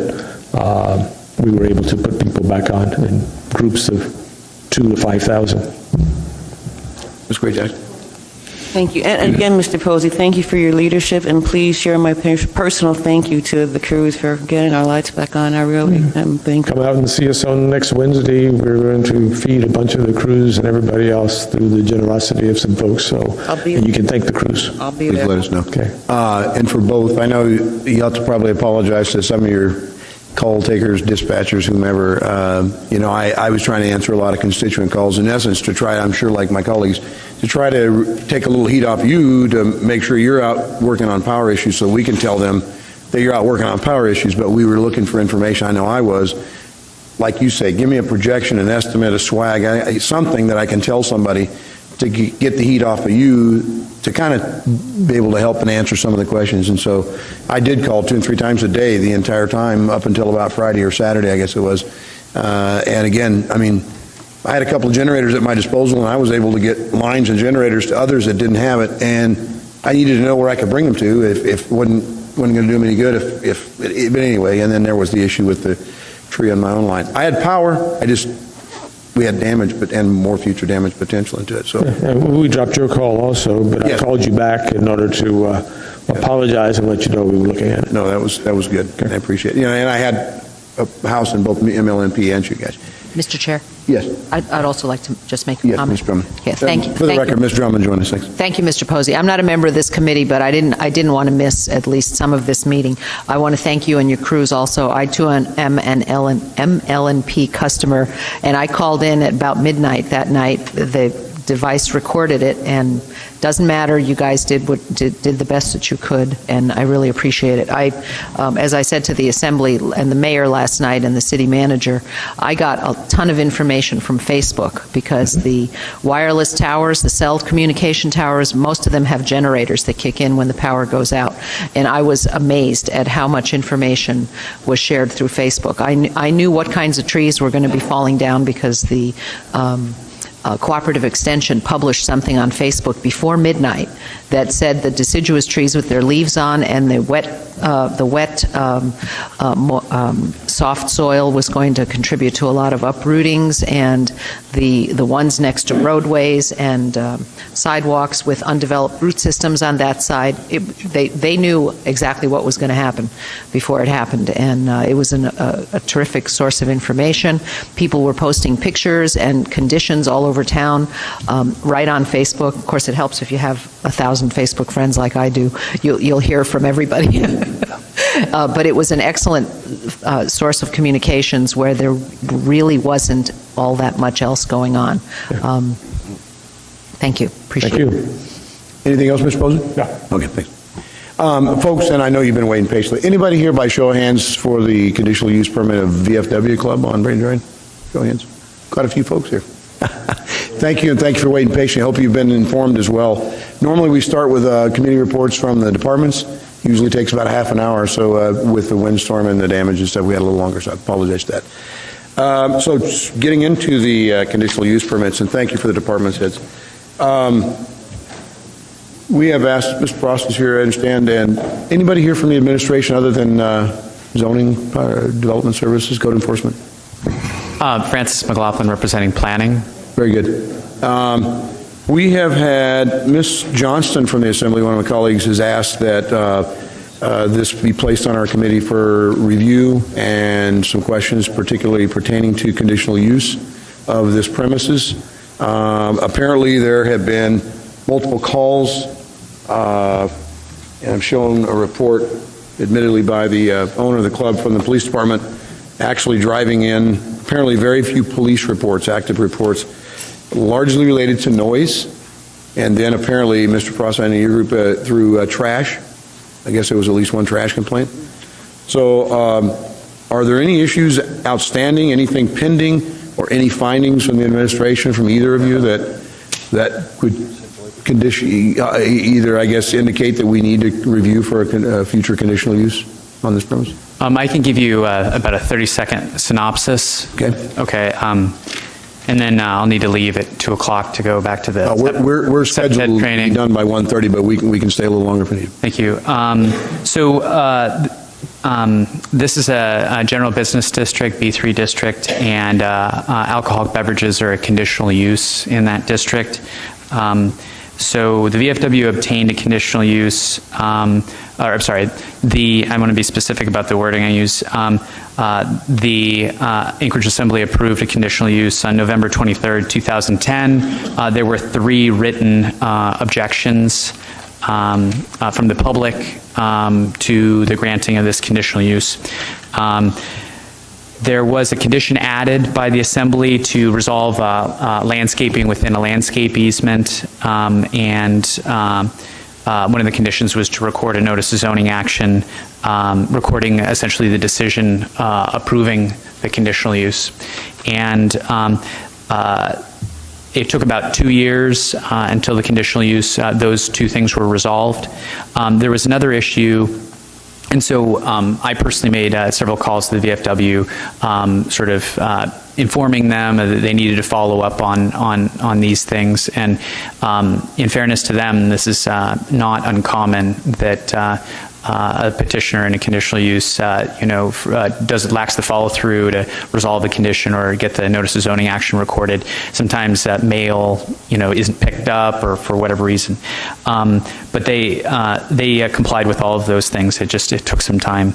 Now there's an outdoor patio area in the parking lot, and I think that there was maybe some confusion on the part of the petitioner, the VFW. I believe that they obtained approval from the Alcoholic Beverages Control Board for the patio, but they didn't seek approval from the municipality of Anchorage. We didn't know about it. They have since,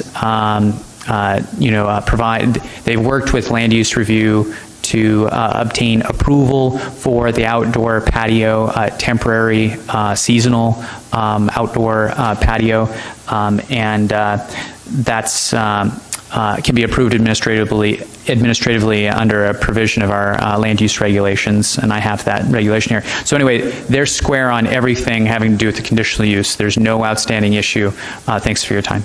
Real quick, is that temporary, conditional, seasonal? Is that a year to year? Is that in perpetuity or what? I believe that it's in perpetuity. They have, we don't, most of our approvals are run with the land, and in this case, without any changes in the number of chairs they put down, loss of parking, if there's no other changes, that they would be approved. I think it's for 5 months a year. It's seasonally for this outdoor patio, and I can go over that part of code if you're interested. Thank you. Ms. Frost? Any question?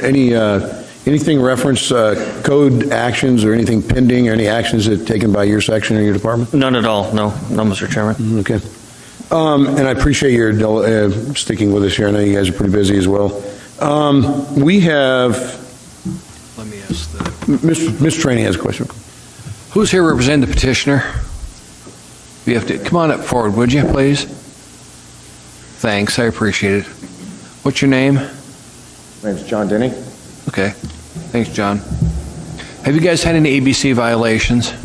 We had one notice of infraction. It was due to a veterans motorcycle club. The combat vets who are here today, they can speak on that. They wanted to do a motorcycle rally, a fundraiser. We let them stage in our VFW parking lot starting at 8 o'clock in the morning. At that point, we volunteered to bring down breakfast burritos. Our establishment was not open whatsoever. My wife does our Facebook advertising.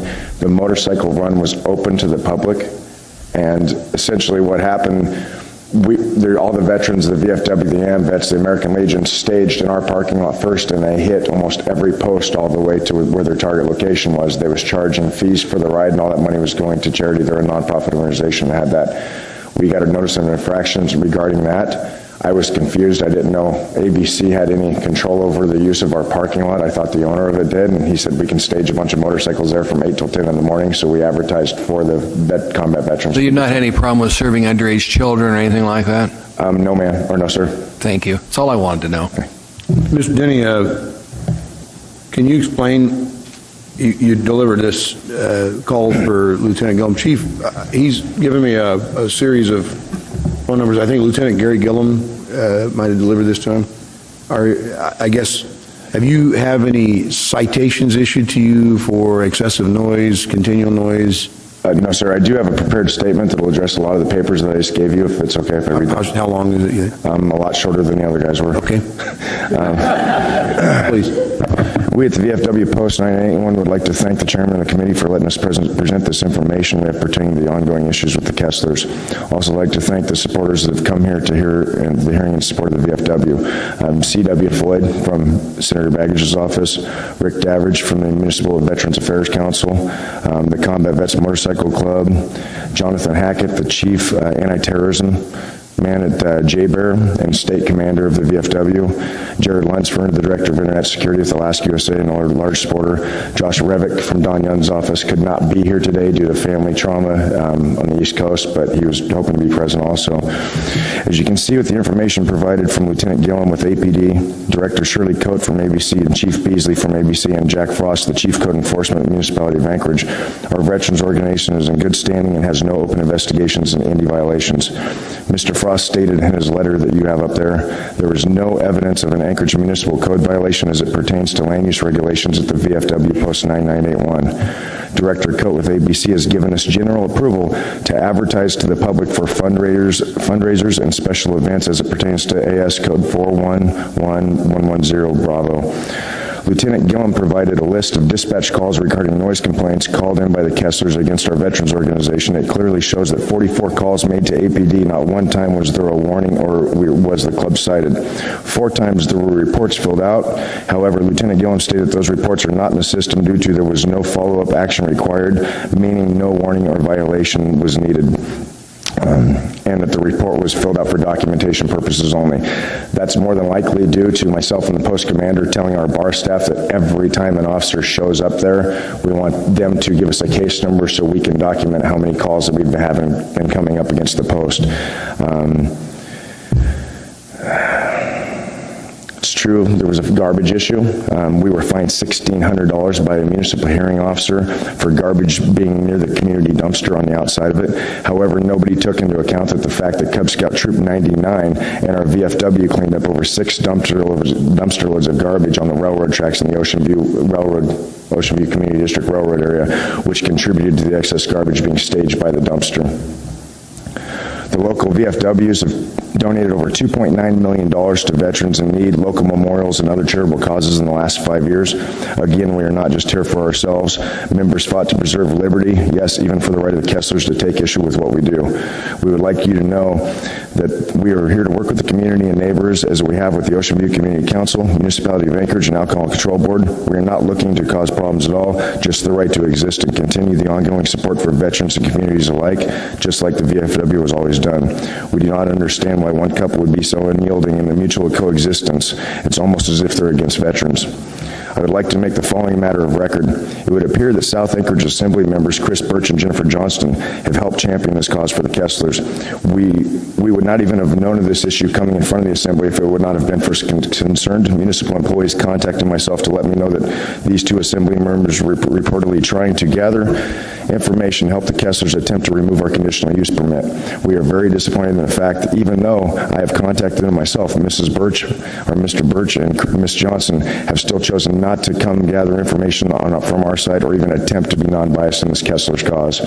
In closing, I'd like to remind the Assembly that Veterans of Foreign Wars is a nonprofit veterans organization that's meant to help veterans and their families in need. We are not here to cause problems with the community or our neighbors. We are here to help. We provide a location for veterans, their families, and guests to feel comfortable and provide many community service both for veterans and the community. Thank you, Mr. Chairman. God bless America. Mr. Denny, thank you for your comments.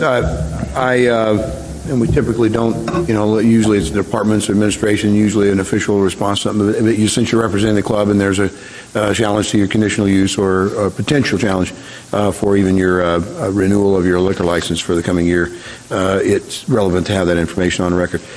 Sir, I will just let you know that it's the district area represented by folks in the Assembly are Chris Birch and Jennifer Johnson. Yes, they did by protocol is asked that we could review this matter and determine whether or not there's any additional use of the conditional, not necessarily to revoke it, but additional conditions on the conditional use. I mean, sometimes it's a simple matter of like ID carding everybody to make sure that they're not a red stripe law, which I hope your bar is doing, by the way. It's a requirement now in the municipality. And also, just other things like you can't serve certain types of alcohol. There's usually liquor stores, but sometimes bars also get impacted by conditional use stipulations. So this is the thing that I think that it's the time that we're hearing. I haven't heard anything specifically. Is there any, Chief, are you aware of anything, particularly this location having impacted a police service area? I mean, realizing that there's a number of calls that come in, or is there any concern that we've got, I believe your liquor license is up this year, right, December? No, we've already had a meeting with the board, and we're renewing it this year. Okay. ABC's already approved. I have superficial knowledge only of this event.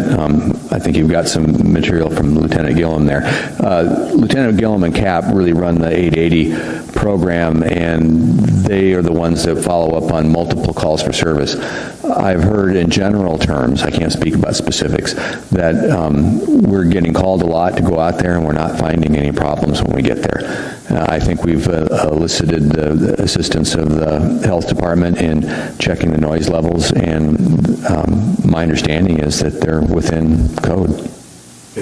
I don't think we have any issues. Mr. Frost, you and I just spoke the other day, I know briefly about this location. Is there something that you can help us to bring a little clarity as to what might be the sticky wicket here in this whole issue? Is there anything that you might offer? Better soundproofing, obviously this trash issue, I know in your area, I don't know what the $1,600 fine was. Did you guys pay it, or was it worked out, or Mr. Denny, I don't know. Actually, the fine was stayed by the municipal hearing office. The Kesslers brought us in front of the municipal hearing offices, and then when they didn't get what they wanted, they took it to the Superior Court of Alaska. They recently found out that the Superior Court cannot pull a conditional use permit, so they stayed that, took it to the next level. Essentially, every time they're told no, they go to a different angle, and that's what's been going on for a year and a half now. The garbage fine has been stayed. The municipal attorney's office was talking, I believe Mr. Foss can explain a little better, but they were discussing, can that fine be waived? The municipality told us that they're 100% for compliance, not for fining people. Mr. Frost, I believe I was actually notified about the garbage, and if I remember right, he can verify. He Who wrote said the citation? Who issued a citation for? Nobody did. The department, Mr. Frost's enforcement said, let us do the enforcement. At that point, the Kesslers took it to a private action enforcement. Who owns the garbage receptacle? It's actually a community. It's shared by myself, or the VFW, Southside Garden Supply, and Norman Bristow, the owner of the mall. Well, the rest issued the same ticket you were issued? No, it came to the VFW. So selectively you were charged with it, but it's owned by all three agencies? Absolutely. And as soon as we found out that there was an issue with the garbage, we moved it from the back where it was at and put it up front in front of the post and locked it because, well, I mean, for one, people dump in dumpsters all the time. The main issue with the garbage that was there for over the time, again, was the Cub Scouts cleaning up the homeless areas with us, but there is times that people dump and leave stuff by the dumpster that we keep in control, so we put it out in front and lock the dumpster, and we haven't had an issue since. Well, just before I leave, I've got another meeting to go to. I don't see any problem with the conditional use, and I wouldn't be in favor of touching your conditional use. Mr. Frost? From a land use perspective, everything's in compliance. If you have questions specifically about noise, there's a member, the health department's in the audience as well. Okay. And they'd be the appropriate agency to answer that. Every time that the enforcement action you talk about was brought forward as a private enforcement action, which is permitted by code, and that's what went to the hearings officer. When the inquiries came to us about alleged violations, we offered to investigate as we were charged to do, and the Kesslers declined and took it forward for private enforcement action on their own, which is their right to do. And then it went to the hearings officer, the hearing was held, and then the judgment was subsequently issued. We've met with the deputy municipal attorney with both parties, just as discussion. There's no active investigation on either side. It's just trying to help mediate. Yeah. So, he's correct. The fine is in advance right now. It's pending the outcome. And who would the fine go to, I guess? Would it go to the municipality? Well, that's a question for the municipal attorney. That's a very good question, and it's not clear. Because it was a private action and it Right. was, okay. Yeah, our position is it comes to our department, but, we're fighting a budget, so that's what we're going to try and get. Very good. Chairman, Mario is here from our attorney's office, Wayne Anthony Ross's office, and they actually have, when the Kesslers decided to appeal, our attorneys decided to appeal all the dumpster and the parking of a motorhome. That was a separate issue there. Also, Mario may be able to speak on exactly what that is if you need that. If it brings clarity, I suppose it could, but real quick, I need to ask a question. The health department, I know you're here, but is there someone referenced to noise metering, any findings or any location on that? Any update on We that? have actually not had any violations by the VFW, and we just last weekend ran some noise monitoring tests at 3 different times while a band was playing, and we did not find where they violated the code. Yeah. Any recommendations to maybe perhaps, if it's not in violation, was it playing full noise? Was there anybody on the patio, or was it all inside? Was the band playing inside, do you know? Band was playing inside. Measurements were taken behind in the residential area. Recommendations, there's always I was out there and I could hear the music. I could understand the words being played. It wasn't in violation of the code, but you could obviously hear it. There's always an opportunity for mitigation. They've installed sound barriers in their facility. They've changed where the location of the speakers are so that it's not impacting the residential as much. I understand that there's a new sound system up. I don't know whether they've also followed through with trying to make sure that that's set up in a way that it's not impacting the residential. There's always room for improvement. How about time? Like what time was this that you were monitoring? I took measurements from 10:23 until almost 1 o'clock in the morning. Okay. Thank you very much. Mr. Denny, we're towards the end of this. Obviously, we've lost some of my colleagues, but they're aware of the issue, and we've seen the email, and we've communicated. I wanted them to get the information that we had, and I think most of that was received. The recommendation from the committee, of course, is to the body as a whole. The body as a whole has to vote on any conditions that might be imposed or any movement towards revoking a conditional use. The second part of that is, Part B of that is, at the end of the year, when we have about roughly half of all the alcohol establishments are up for renewal every year, so then the other half the next year, so they're a 2-year cycle, and it just kind of goes that way. So we'll see your liquor license up for renewal if you reapply. The ABC board administratively processes it in, gets it to the local governing body for any objections, whether we oppose or non-oppose liquor licenses. It's part of a process, and so any member of the body, of course, can make a movement, if you will, to effectuate a change either in the conditional use or to oppose or non-oppose the liquor license renewal. So stand by on that. I don't see, based on what we're hearing, you heard some of my colleagues already committing that they don't see an issue where it would warrant or substantiate a change in their conditional use. I just want to as a veteran myself, of course, and I haven't been to your club. I commit to coming there. I'm a member of the American Legion, but I would just really ask and implore upon you, as again you stated, wanting to be a good neighbor. I don't know what time of night this is happening where the noise concern is. Apparently that's the most of it. If later in the evening as the night gets on, maybe 10 or 11 o'clock at night, there's a normal noise hour, if you will, a reasonable noise hour, and I'm not mistaken, maybe Chief, you could help me out here, but I think it's like 10 or 11 at night till 6 in the morning. So as it gets later in the night, I guess the volume decibel should probably go down. If you're going to have a live band, maybe make it a little earlier, 8 to 11 or something, and not have so much loud noises late at night. I mean, just as a neighborhood, my understanding is the property line from the back of your club to the residential area is like 23 feet. I believe so. Yeah, I mean, that's pretty close, if you got to admit, just in common sense, that's a pretty close location, proximity. I think that's, by and large, going to be the problem. There's no fix to that unless somebody picks up and moves either the location of the building, not going to happen, or their houses, and probably not going to happen there either. It's kind of like people that live out in the airport area, and then they complain about airplane noise coming in I mean, it's one of those things, you buy out in the area. It's funny, there's actually an airstrip right there at the house that's not been an issue so far, though. Sure, I mean, and you're right, I'm familiar with that location. They do have a landing strip for small airplanes, so, I mean, we're living in again, I said earlier, we're living in an urban, suburban area. We're not in a rural Alaska where people kind of live and let live and do as we all do. So there's going to be a little pushing and shoving back and forth. I realize that's what's happening here, what it seems to be.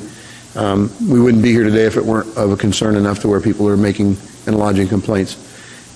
I am not a fan of using the system. For instance, I feel that if the police department's been out multiple times and you show me the list, if I see that happening often over and over again and we're not finding any violations, the department's not finding any violations, to me that's use of, in my opinion, it's using government resources to harass another citizen, and I find that appalling, quite frankly. I'm not saying that's what's happening. I just on a surface level, it looks like that's what's happening here. At least it could be happening. And so, anyway, I don't know if there's anybody here from any of the neighborhoods, folks. You have folks in the neighborhood? Mr. Chairman, real quick before we leave, Mr. Davidge from the meeting would wanted to say a couple words also. Okay. If you can wait just a minute, you guys are going. If you don't mind, Mr. Davidge, I understand, is it Back Road? Is there someone from your group that would like to come and speak to, I mean, you've heard commentary and obviously personal comments itself. So is there someone that would like to say something? I'd be more than glad to entertain that.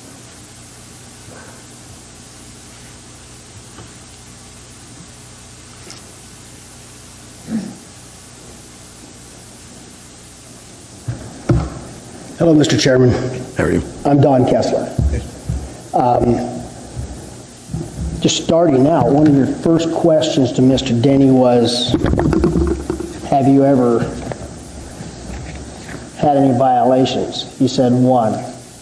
Here's documentation showing 3 selling to the public as opposed to just members. And let me start this out by just saying I'm also a veteran. And I'm in full support of our military and all the veterans throughout the world. This isn't about the veterans. It isn't about the good things they do for the community. They do a lot of good for the community.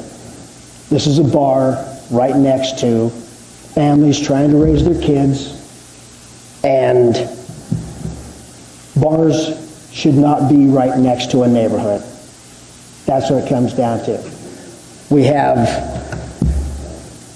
as Mr. Denny stated, this issue came before the administrative hearing officer. We presented 4 days of testimony and hard evidence of everything we've put up with for the last year and a half. And it has been very trying. Janine from the Department of Health and Human Services just indicated that she did monitor for 1 night. That doesn't give a clear picture of what happens over the life of a bar. Our issues are typically not with, as far as the noise, are not with the jukebox. The bands, yes. Karaoke, definitely. When you got one guy up there singing Kumbaya, they're not going to violate any sound ordinances. But at 3 in the morning, when some guy thinks he's a rock star, it's a problem. Especially when my bed is 100 feet from their bandstand. That's a problem.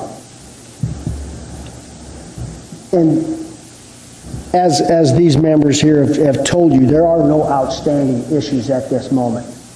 There have been a lot of outstanding issues, and they have not taken any action, the bar hasn't, to correct anything until we forced their hand and took it to the AHO. And then they corrected the trash. They met all the requirements for their conditional use permit, but they sold alcohol for 11 months up until we pushed this issue. They violated the hours of their operation on their conditional use permit from the first day they opened the door.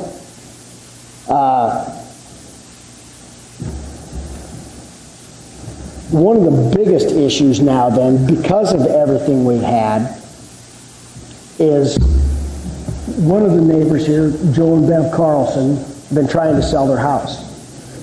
Well, because of disclosure laws, they've had to list the fact that there are airplanes and trains and then the VFW in the neighborhood. Now, an airplane takes 30 seconds to take off. It's an inanimate object. There's no malice. And actually, I find it nice. Same with the trains. It's almost, not to be mushy, but it's kind of romantic. People are going places. They're doing things. I don't have a problem with it. I have a problem with karaoke from 8 at night until 3 in the morning. People that sing karaoke at 8 o'clock, they don't sing karaoke sometimes because they're not any good at it until 2:30 in the morning. And then they're a rock star. And it gets old. Now we've got pictures of everything. We've got 4 days of testimony and evidence here that we presented to the administrative hearing officer. People coming out of the bar and puking within 50 feet of our neighbor's front door. And then when we asked them, hey, this isn't cool, we got nothing but a rashing from them. The back door's open, and people hollering obscenities out there on a Sunday afternoon, and we have this on recording. Just bend over and F him. You don't want to be hearing these things ever. Ever. I agree.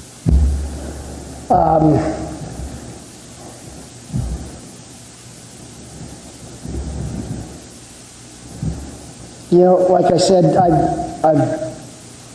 we've got 4 days of evidence here that we presented, hard evidence. We didn't catch everything that happened.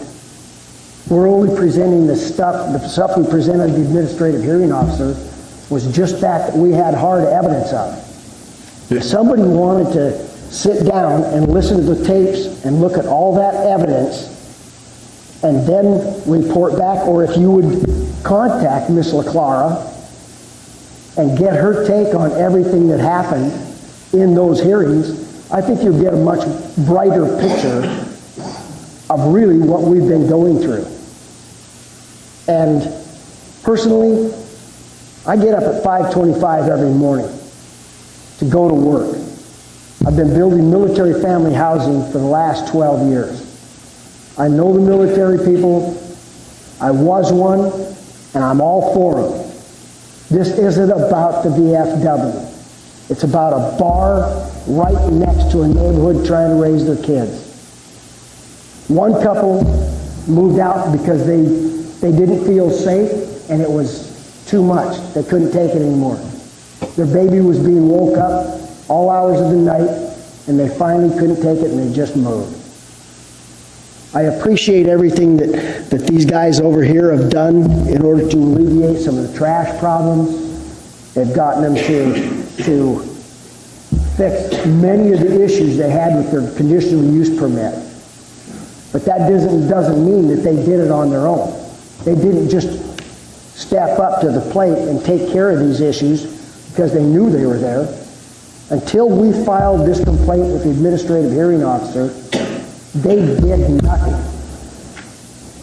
And even though we called and asked over and over, I spent my own time and money building soundproofing panels to put on the back doors of the place, and I installed them with my own money, and it still doesn't seem to have helped much. The noise is emanating through the roof, which we have more pictures to show that the building is not conducive to their business being right next to a neighborhood.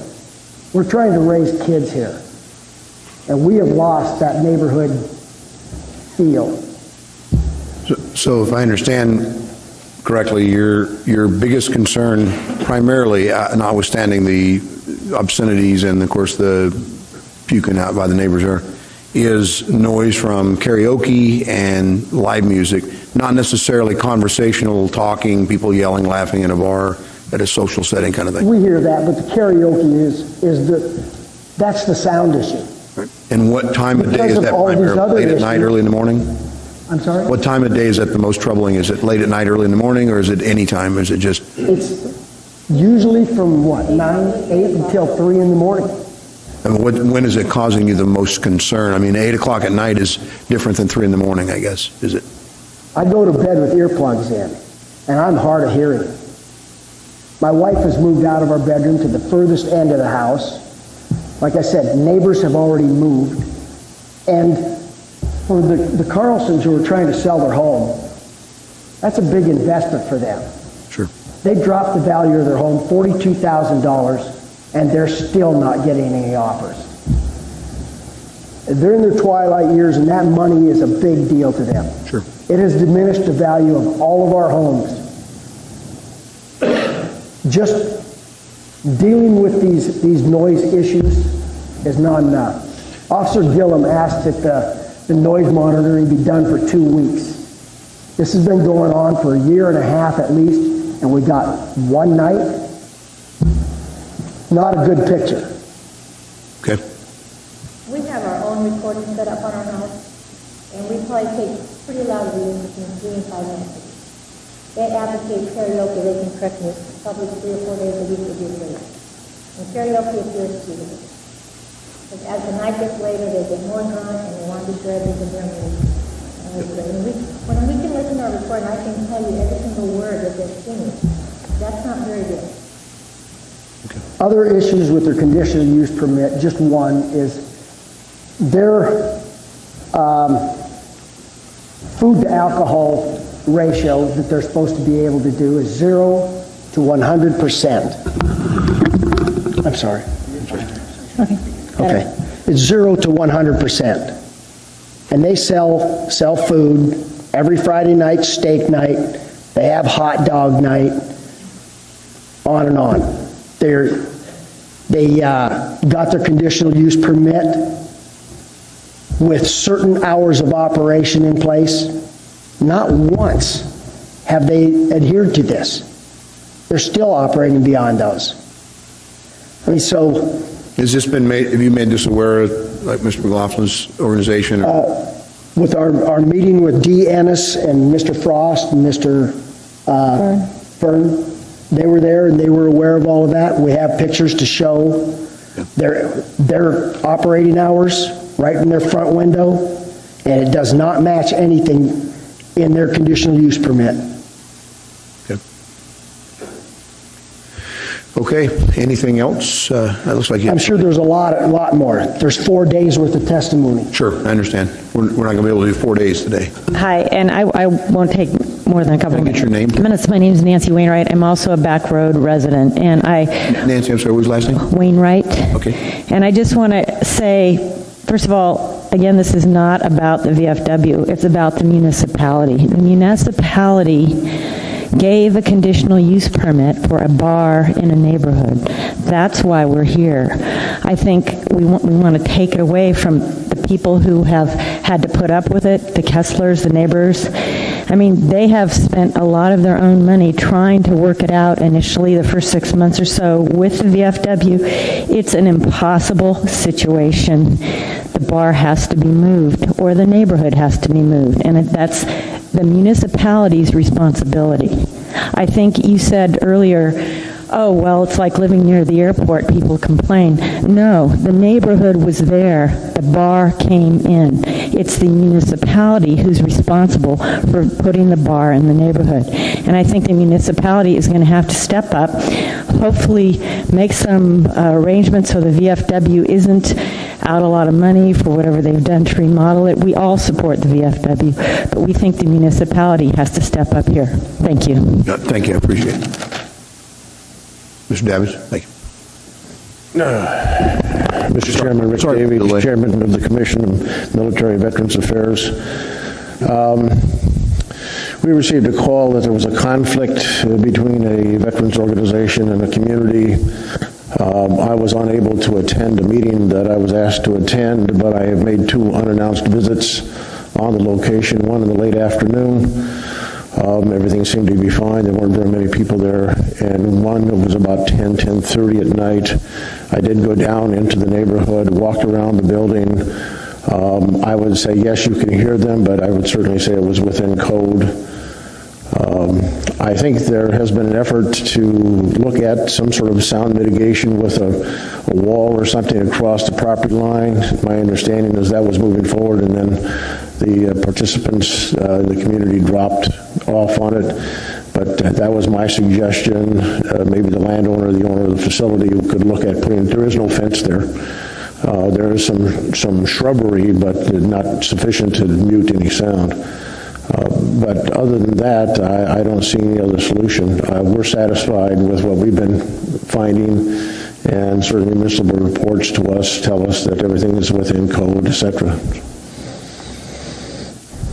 And so you made, like you say, afternoon meeting visit and an evening visit as well? Right, about 10:30.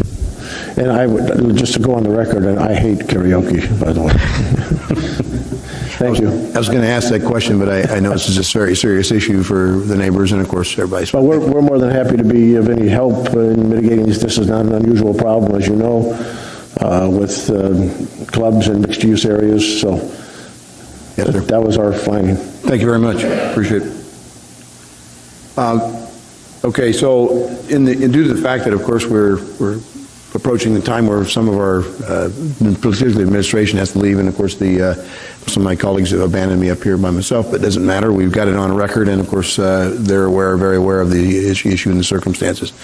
I go back to, and yes, I said about moving into a neighborhood where the airport's there. Obviously, someone's trying to sell their home, somebody will buy that home, they'll move into it.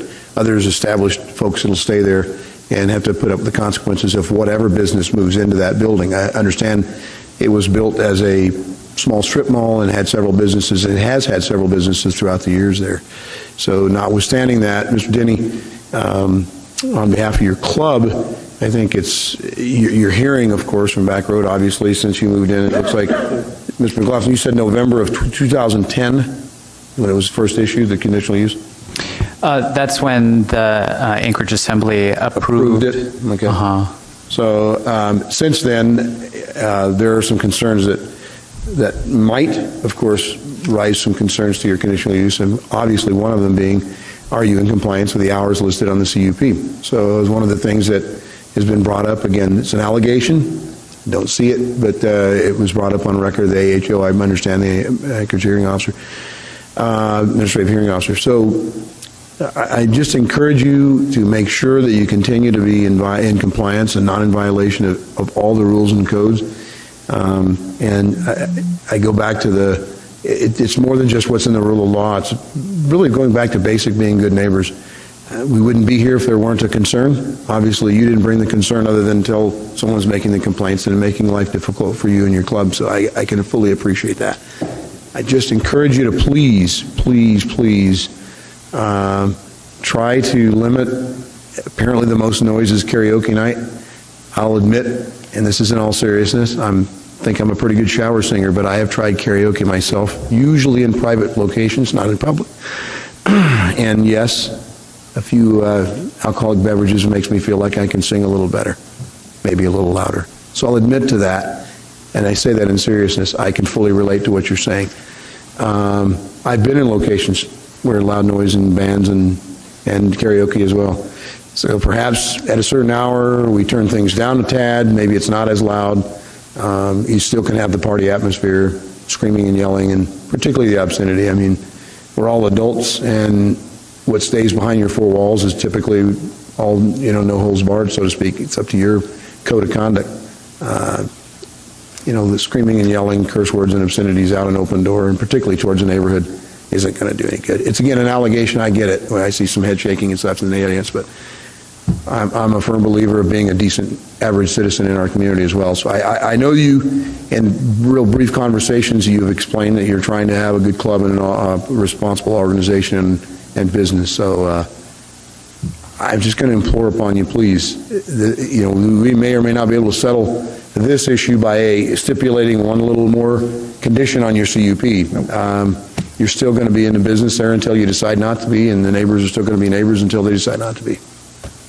Absolutely. I just wanted to say one thing. There's a couple issues that was brought up about it being a bar. But we're not here to have a hearing, so I don't want to do point counter if we could be here all day I long. understand. I just want to let you know the VFW is an actual family establishment also. It's like a Moose Lodge. There's family members and children that are allowed in there for events. Sure. This is not Chilkoot Charlie's or Rum Runners downtown by any stretch of the imagination. We did get rid of a DJ that we've had for a year. Right now we have an active duty soldier that comes in. It's actually our DJ. He does not drink a drop, so there is no the mic gets louder as it gets drunker in the scene. Sure. The DJ don't drink, and he controls the sound, and he does bring it down. So we have individuals there that are to keep the noise level down, and we still monitor the noise level. We actually go out and check the noise levels on a regular basis to make sure we're in compliance. So originally we started out, we did go to the Yosemite Community Council.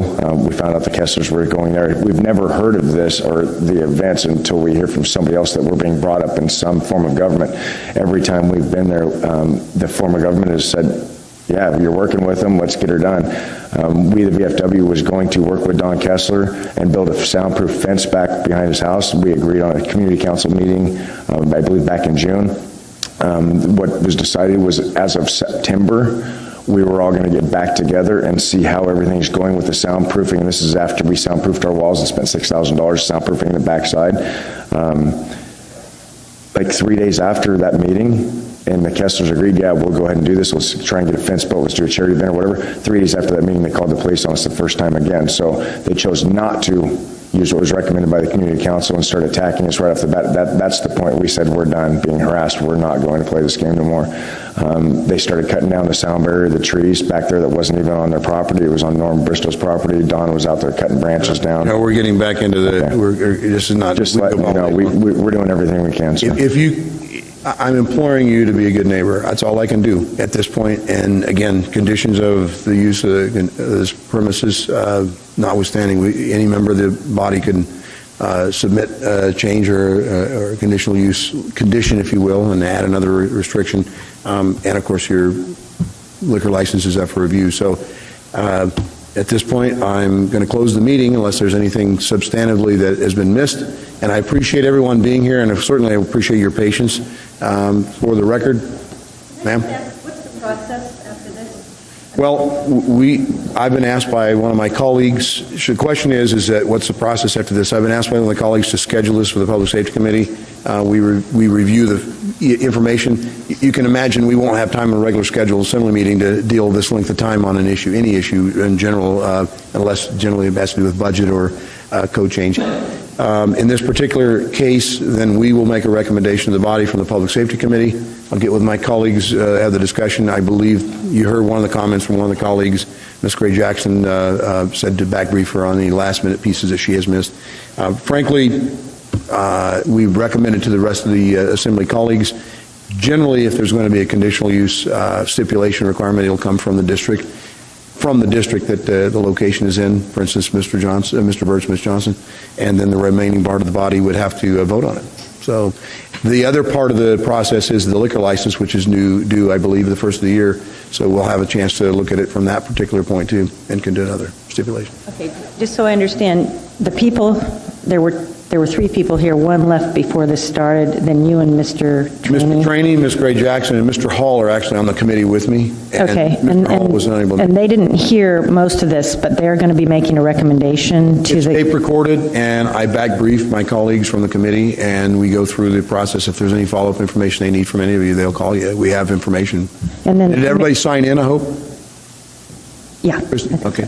And so then you all recommend to the Assembly... To the rest of the body from the Public Safety Committee, if we have a finding that, for instance, we find that there's out of compliance, we ask the administration, can they give us information? We ask that. And if there's anything substantive that we make a recommendation, look, we've got a finding of, we've got pending litigation based on, if we can make a substantive finding, then we make a recommendation to the body that either something does happen or something doesn't happen. And then it's up to the body as a whole to vote. It takes 6 votes to pass anything. Okay, so since you all haven't made your recommendation, would you be willing to accept so they can see that the indications we have that there are things out of compliance? Well, certainly. I mean, anybody can contact your assembly persons or all of us. If you go to the assembly page under the municipalityimmunity.org, you can do contact all the municipal assembly. I would recommend that because it takes all the body to to vote. Okay, thank you very much. You bet. Time now 2 o'clock, we're going off record.